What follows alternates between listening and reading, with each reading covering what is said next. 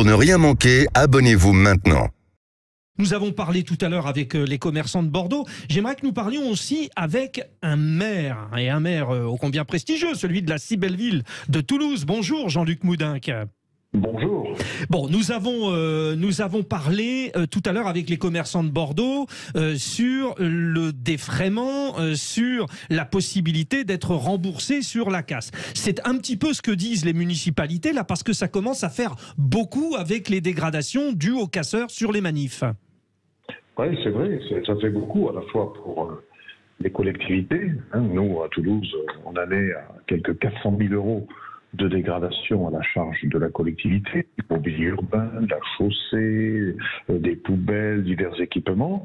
Et puis évidemment, il y a les dégradations qui affectent le secteur privé, les vitrines cassées, etc. Donc effectivement, je pense que à un moment, face à cette ampleur, il faut se poser la question de l'indemnisation à la fois des collectivités et des entreprises privées victimes. C'est 400 000 euros, Jean-Luc Moudinque, pardon.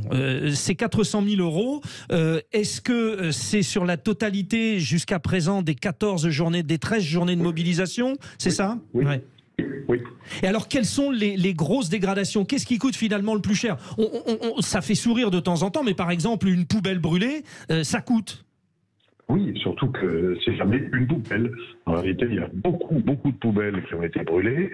Il y a du mobilier urbain, des abribus qui ont été cassés. Il y a des morceaux de chaussée, la chaussée en goudron, qui ont brûlé. On brûle les poubelles, ça brûle la chaussée.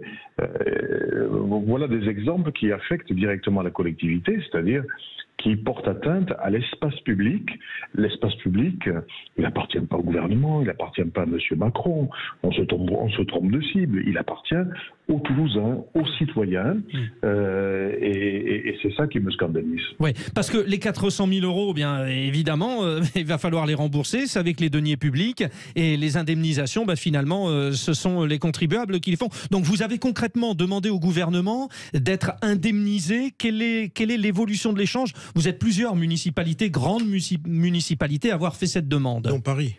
Dont Paris, oui. Moi, j'ai pas formalisé la demande. J'avais fait une telle demande auprès de l'État pour l'épisode précédent qu'on avait vécu.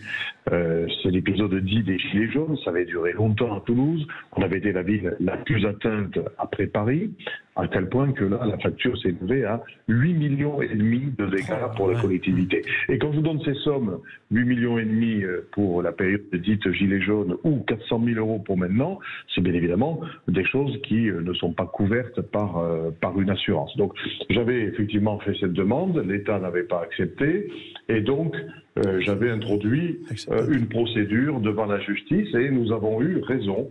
Il y a quelques mois, la justice nous a accordé 2-3 millions, on était loin des... Oui, on est loin des 8.